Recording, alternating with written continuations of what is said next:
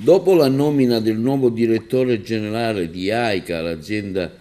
consortile che gestisce il servizio idrico nei maggiori comuni della provincia di Agrigento,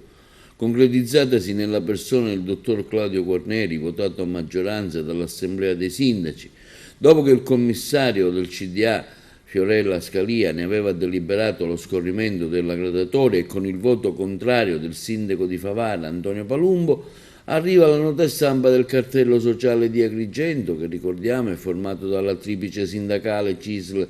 CGL, UIL e dalle rappresentanti della Chiesa Cattolica, che afferma come sia opportuno procedere velocemente alla definizione di un consiglio di amministrazione per mettere i principali organi della governance societaria nella pienezza dei poteri, nonché delle responsabilità. Come è noto, il cammino dell'AICA per dare vita a una gestione pubblica del servizio idrico integrato nella provincia di Agrigento non è stato certo facile, ma sono stati superati gli ostacoli molto insidiosi a dispetto di chi ha sempre tifato per un suo fallimento e un ritorno alla gestione privata. Per proseguire questo cammino, continua la nota stampa del cartello sociale, che non è ancora in discesa, occorre che accanto al nuovo direttore, al quale auguriamo un buon lavoro, venga affiancato un CDA di altro profilo con comprovate esperienze nella materia.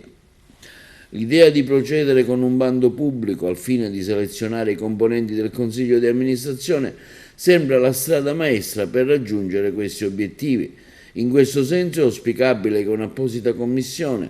possa valutarne le candidature presenti. È altresì auspicabile che all'interno dell'Assemblea dei Sindaci possa ritornare un rapporto disteso che non risenta dagli schieramenti politici in campo,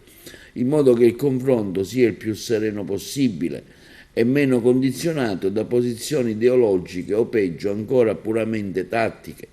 Un plauso va rivolto a chi continua a essere trasparente nelle intenzioni e nel modo di procedere, come il sindaco di Favara, che ha chiaramente chiesto un taglio netto col passato, nei fatti e non solo nelle parole. Ricordiamo infine, concludo il cartello sociale, che da tantissimi è stata approvata la scelta della gestione pubblica dopo le note vicende che hanno segnato le precedenti gestioni. Ora quindi ci aspettiamo più coerenza rispetto a quella scelta e un atteggiamento costruttivo soprattutto da parte di chi ha ruoli di primo piano nell'ambito delle istituzioni locali, regionali, perché tutto questo è dovuto ai cittadini e ai lavoratori della stessa azienda.